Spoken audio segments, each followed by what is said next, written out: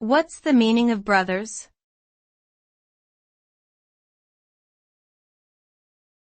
Brothers.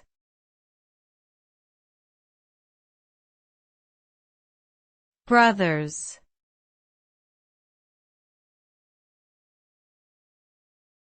Brothers.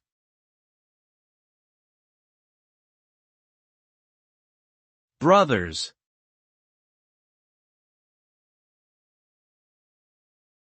Brothers is a colloquial term used among friends as a shortened form of the word brothers.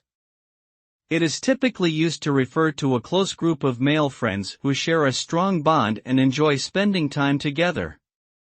The term can also be used as a greeting or endearment between male friends, and is often associated with a sense of camaraderie and loyalty.